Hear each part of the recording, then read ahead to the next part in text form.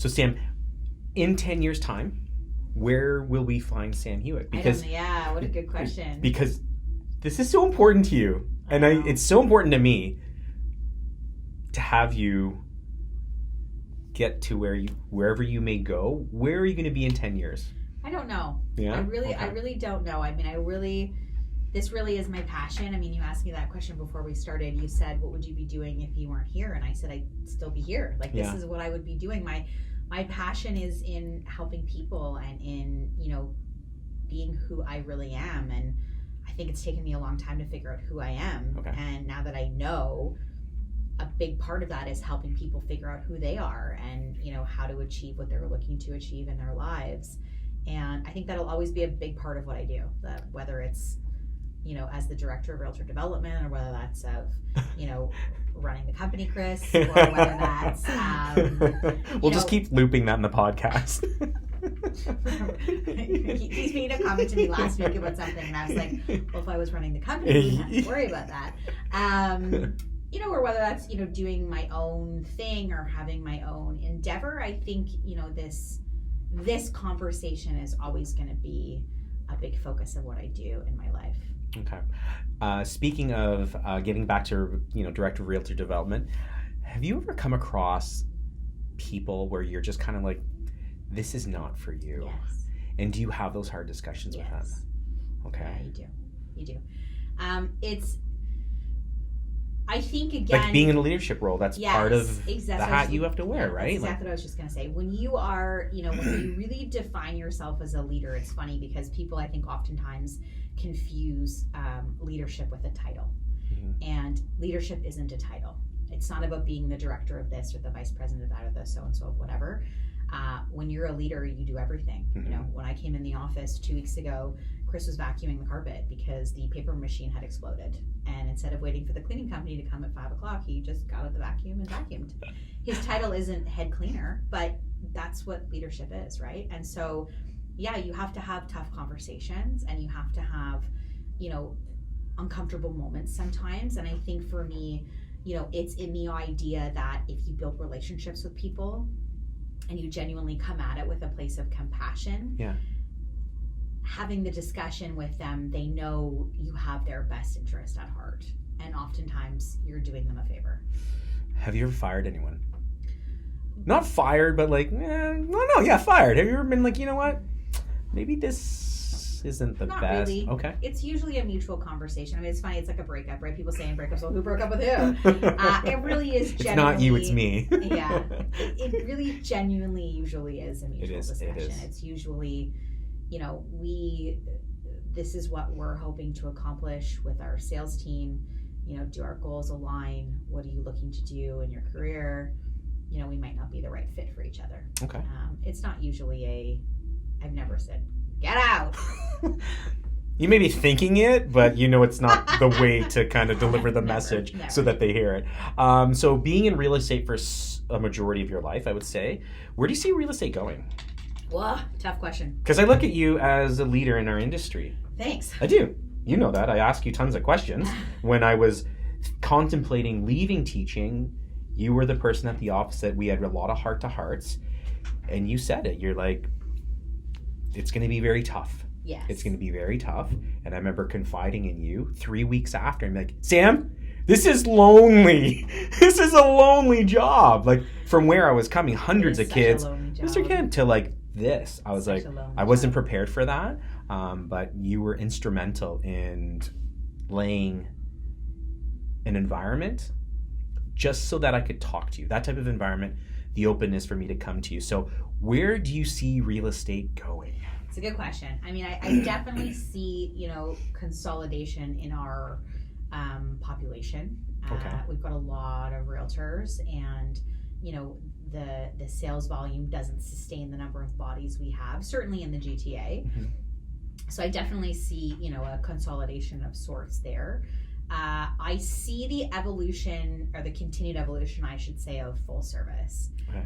And what full service looks like. And I think, shout out to my friend Gary V, where he talks about how people trade convenience for pretty much anything. Yeah. And I think that will continue to be a big part of what we do.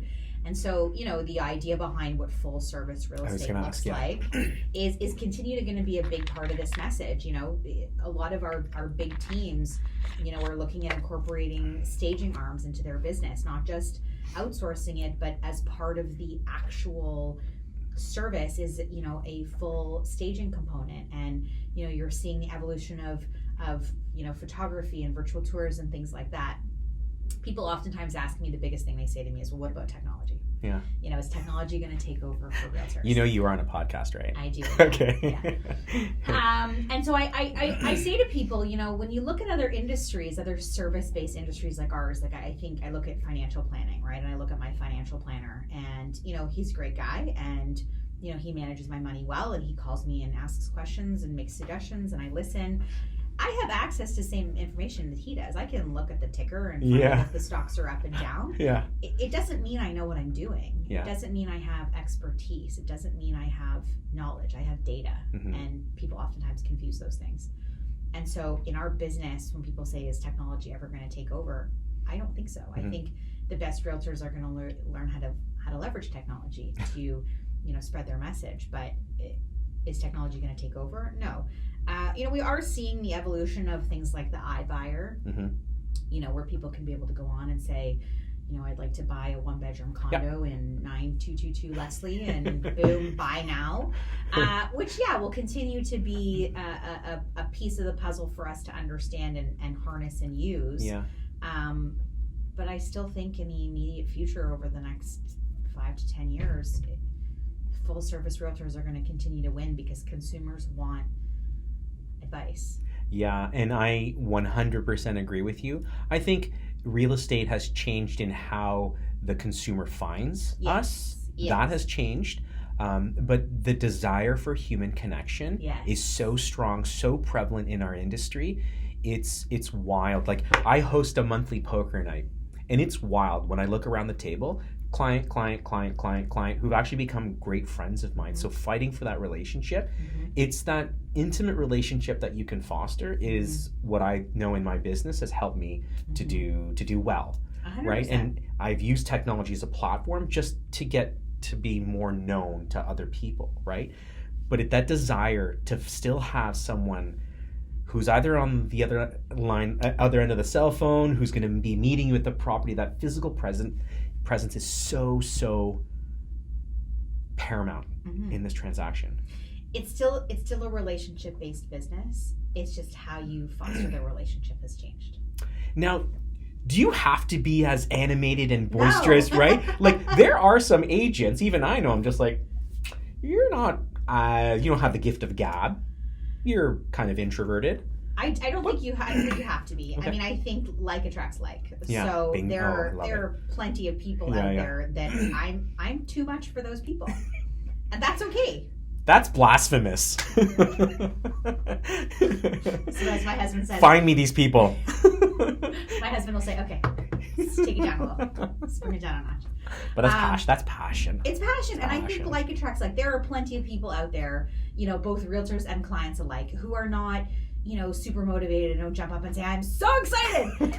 and they'll find each other and they'll have an amazing relationship together. And that relationship may not be based on posting videos on Instagram for them to look at. That relationship may be based on having a phone call and talking about where the stats are for that month and some trends that are coming out of certain neighborhoods. Yeah. There is room for everybody in this industry. And that's huge. There's room for everyone. There is. The defining factor, I believe, is the amount of work you're going to put in. 100%. Right? You got to do it consistently. Yeah, I think that's a huge thing. You got to do it consistently. And it's funny when you talk about, being a lonely business, it is a lonely business. Yeah. And a lot of people don't realize that when they get into it. They think they're going to be around clients all day, so it's going to be really busy and lots going on. But when the clients all go their separate ways, it's still just you. Yeah. And being part of an environment is oftentimes what gives you that motivation to continue on. Yeah. And that's why building a company like we've tried to build is really key to our success and a lot of realtors' success. How do you stay on top of the industry? Like, I believe, I know Royal LePage Signature, top brokerage in the GTA. How do you stay there? There's so many discount brokerages, this, that, whatever. It is wild. Once a week I get poached by someone from LinkedIn being like, hey, come, I'm gonna give you 0 desk fees, 0 this, 0 that, like, you do what you do. And I'm like, no thanks. I appreciate you reaching out. I love the effort you're putting forth. But how do you stay on the top? I think that's such a great question, and there's so many things that form a part of it.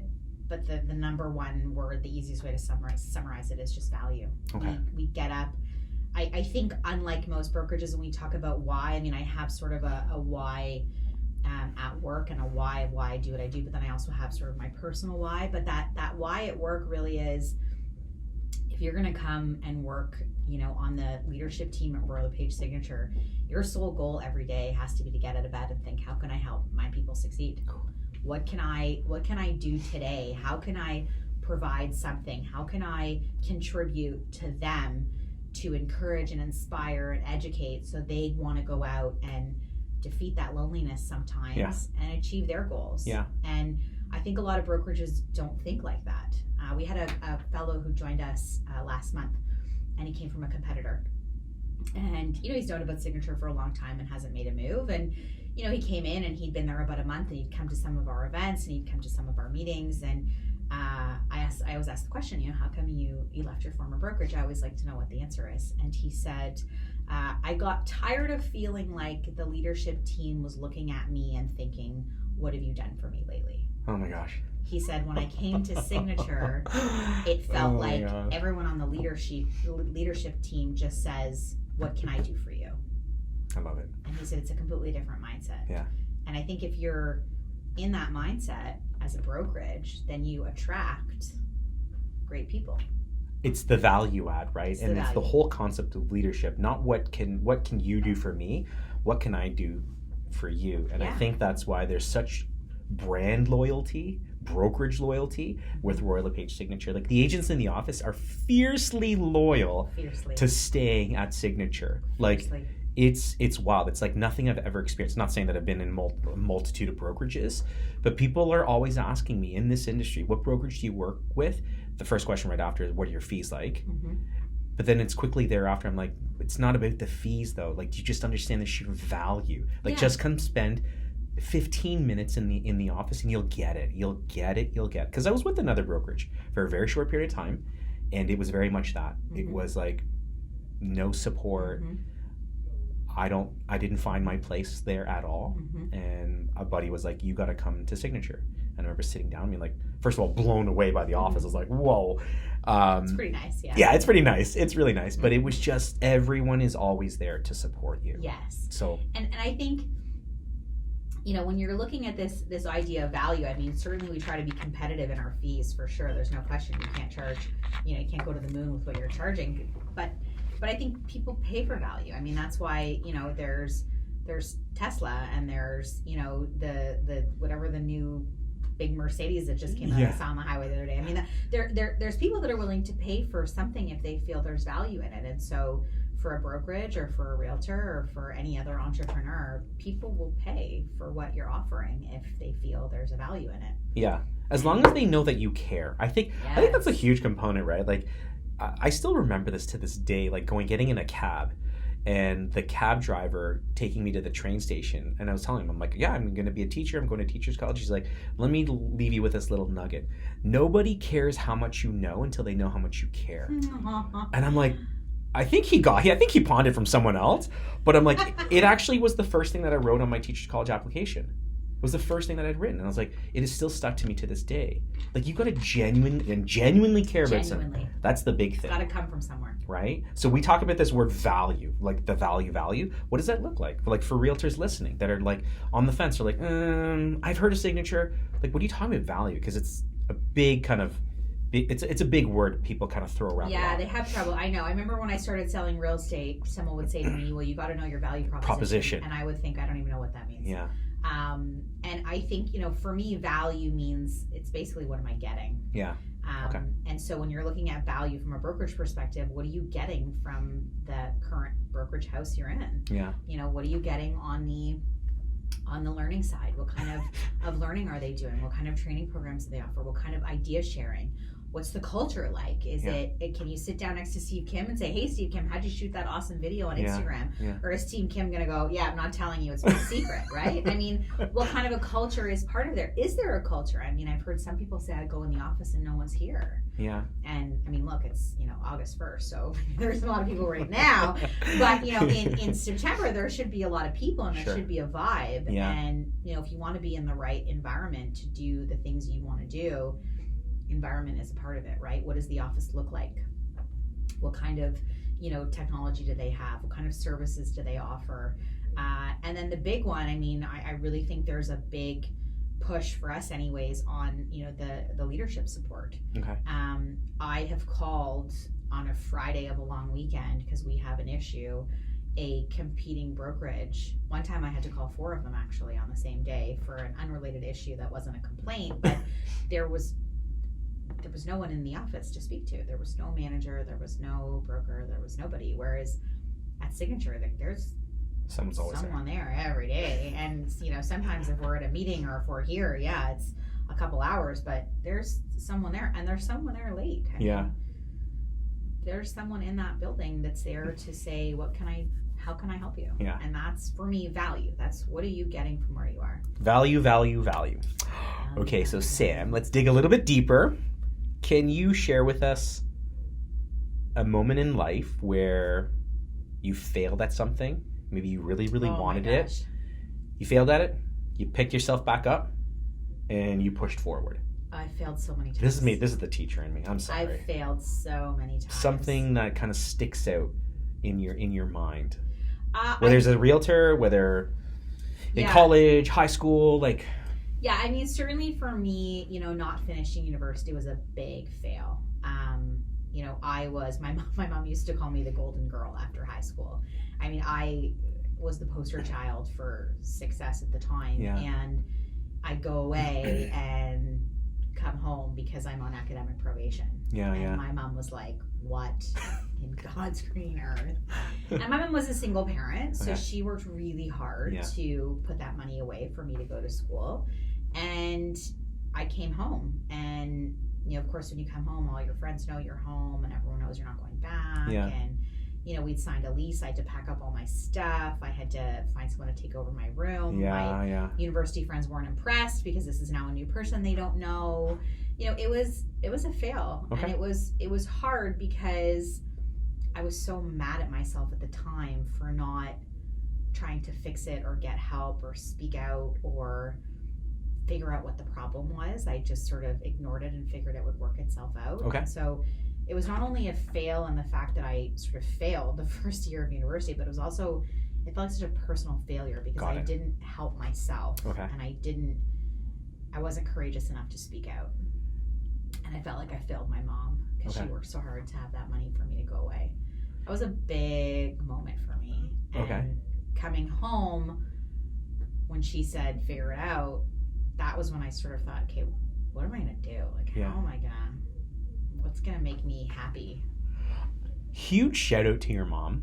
Oh, my mom's awesome. Reason being, me having been an educator for so many years, your mom, I think at that instance, the worst thing that she could have done was to coddle you. Yeah. No, seriously, like, welcome to the real world. Now what are you going to do? And so many parents have a difficult time doing that. Yes. Right? This concept of helicopter parenting. Yeah. It's no longer that. Have you heard of the lawnmower? The lawnmower parent? I've heard snowplow. Yeah. Where you were actually paving the way for your child. And I'm like, I think about that. I'm like, yeah, I guess at times we do that. We don't want them to fail. We're doing everything in our power to pave that way.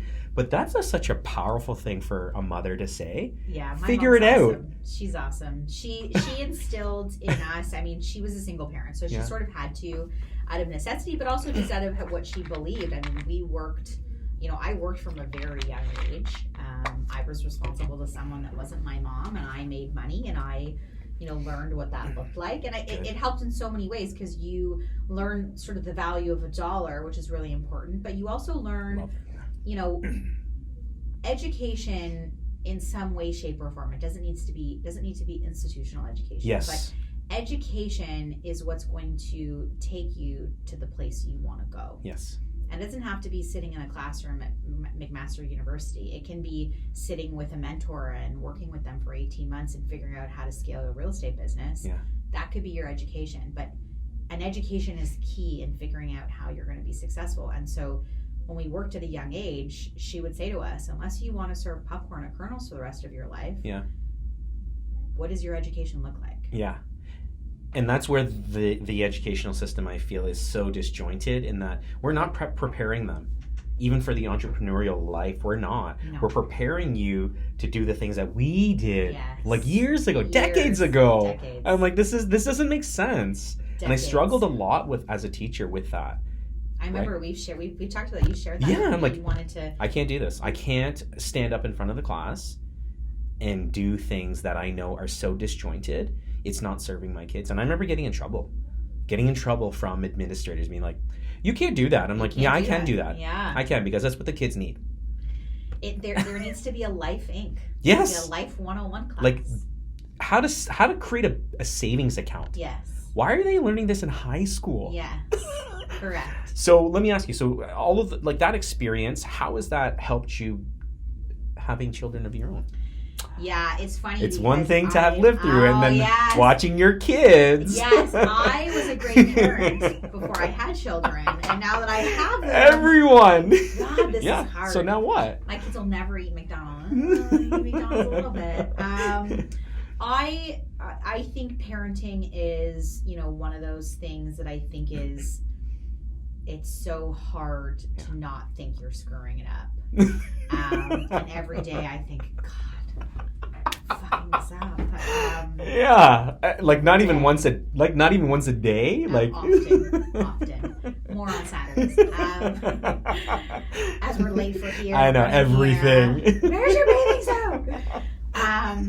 It's parenting is tough, and I think what I've taken from my own experience as a kid watching my mom parent is that I really have a clear understanding of the fact that I can't be a lawnmower or a snowplow parent. I think you've got to let your kids figure it out themselves sometimes, and it's hard for me. Yeah.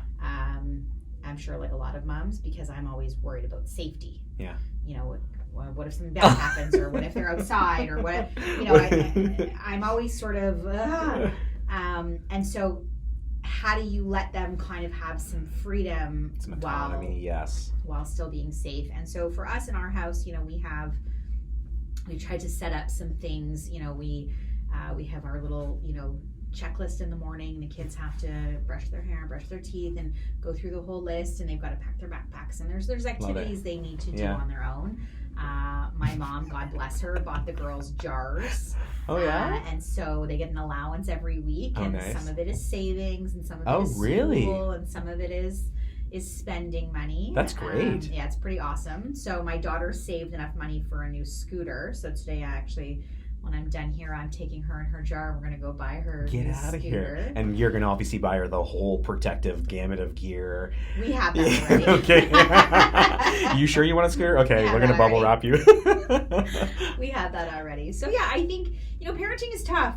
Being a working mom, people say, oh, you're a working mom. I like to say I'm a working woman raising humans, because, I really sort of have the long game in mind for my kids. And I think, as a working parent, it's sort of the only way you can do it. You're going to have better days than others. And sometimes when I have those really tough days, I think, you know what? I'm working towards this, and it's not a straight line. Working towards you finally leaving the house one day? I'm just kidding. In 30 years, I'm sure. Tell us, what's one thing that you wish you had known back then that you know now? I think, the number one thing I would say is I wish I had known that it's okay to take risks. Love it. I think women especially are oftentimes ingrained to, be safe and, put everyone first and be responsible and do the right thing. And I think it's okay to take risks, and I think it's okay to fail. And I think, knowing you're going to be okay. I wish I had known more of that back then. Knowing that you're going to fail. That's one clear, consistent message I would tell the graduating class leaving. You're going to fail. There's no, that's my guarantee in your life, is that you're going to fail multiple times. It's what you choose to do with that failure. Is what's going to make you into this, that, or whatever. So I think that's super, super powerful. But it's the truth, right? It's the truth. Being able to understand that with those risks come failure. Because a lot of people ask me, they're like, Mr. Kim's, how do you know, like, when you're passionate about something? And I'm like, try things. Right? But why don't they? Why don't they? Like, as a woman, as a human being, what is it in our nature that prevents us from taking those risks, trying? I'm like, you have the beauty of age. I'm 40. You're like 14. 40's every 40-year-old says that, but I'm like, you know how many years and decades you have over me? Like, it's the regret. I'm like, I wish I would have, but what prevents people from doing that? I think for sure it's number one, fear of failure. I think failure in whose eyes? Like parents? No, like they're their own. Like, I want to be Kawhi Leonard, but I haven't taken basketball when I'm 15. Like, I don't want to start because I'm not going to look like him. Okay. Right? And I think, truthfully, I know a lot of people blame social media, and I'm not blaming social media, but I think, kids these days, the 14-year-olds have grown up with technology and with social media. And, I think they are so influenced by what they see. And so if the curated message they're getting is that, you got to be great at everything you try, then sometimes it's scary to try. Yeah. Or that when they do try and they fail, they're like just shell shocked. Yes. Because they're like, I have no idea what to do. Yeah. Have you read Grit by Angela Duckworth? No, I've heard of it. Angela Duckworth wrote this book called Grit. It's amazing. Yeah. It's an amazing book as a, like, just to read it for yourself, but as a parent. Yeah.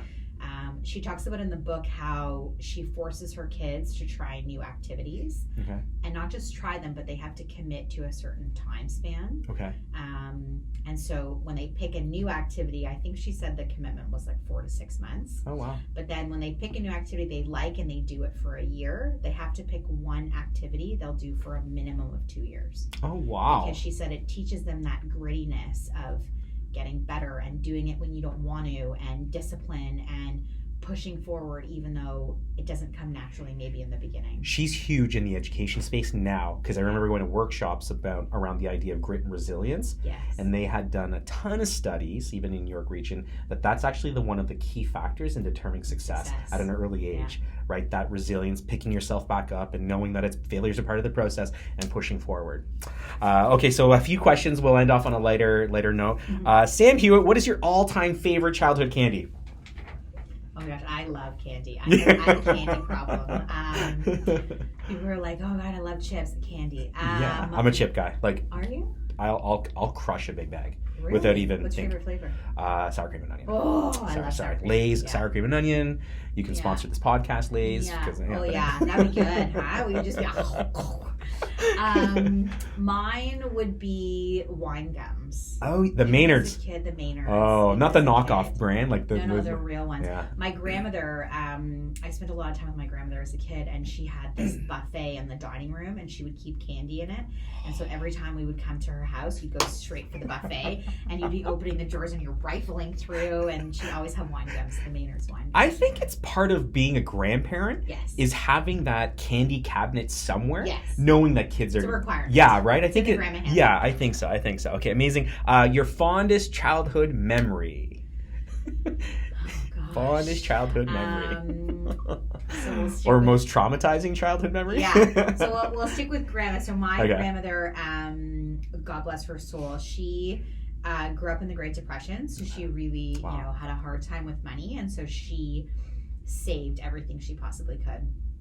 And when we were kids, we used to spend the summers with her. My mom was a single parent. She was a working mom. And so my grandma would pick us up on the last day of school and we'd go to the cottage and we'd spend the summer up there. And so to make extra money, even though my grandma had lots of it, we would collect beer cans. Nice. Remember we used to collect and be able to return the beer cans to the... So we would go out with our shopping bags. I must have been, I don't know, 9 or 10. I love it. So my sister would have been like 5. And we used to go park the car.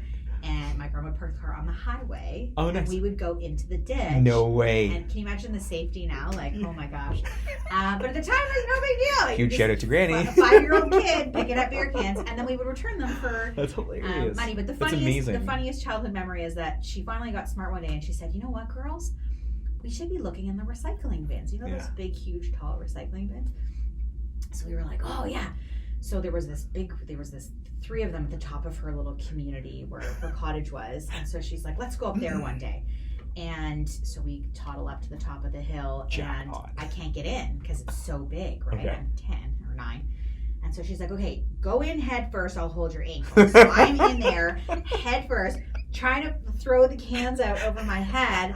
Well, doesn't the neighbor come walking by, right? Hi, Win! What? She says to my grandma. My grandma lets go. No way. And puts her arm on top of the thing so I can't get out. Because, of course, she doesn't want this woman thinking her granddaughter is cycling kids. I come out. I'm covered in, like, oh my god. Gosh knows what. That's hilarious. We go back to the cottage and she's like, here's the soap, go in the shower. Now, question, did you do it the next summer? You know it. You know it. That was our money. We got to spend that. That's hilarious. On wine gums. Comes back full circle Full to the wine circle. gums. The last question I ask every single guest is, the name of the podcast is Be Great, Be Kind. Sam Hewitt actually had this shirt made for me. I love you so much. Oh, I love you Sam, too. what does it mean to you? Like personally, professionally, all around. What does it mean to be great, be kind to you? Yeah, I think, the pace of our world sometimes can be, really quick. And I think there's sometimes what feels like a lot of hate that's being spun around. And I think, be great, be kind really just means, can you take that extra moment or that situation and take that extra second to pause and breathe and think, how can I come at this from a perspective of kindness? I love it. Instead of just that knee-jerk reaction when some of us are going through our life that we tend to put in situations. Sam Hewitt, thank you so much for your time. Thank you for all of the multitude of hats that you wear. Thank you for just making this generation of people, human beings, so much better. Thank you. I can't wait to see where you are in the next 10 years. Thanks. My turn. I can't wait to see where you are. I'll be on your podcast. I will be on your podcast in less than 10 years. I know that. Thanks for inspiring so many people in the business, because people all the time say to me, that's Stephen Kim. What's he doing? What's he up to? Is he still trading in real estate? But thank you thank you so much. You're the best. We love you so much. You guys know the drill. As always, be great, be kind. Take care.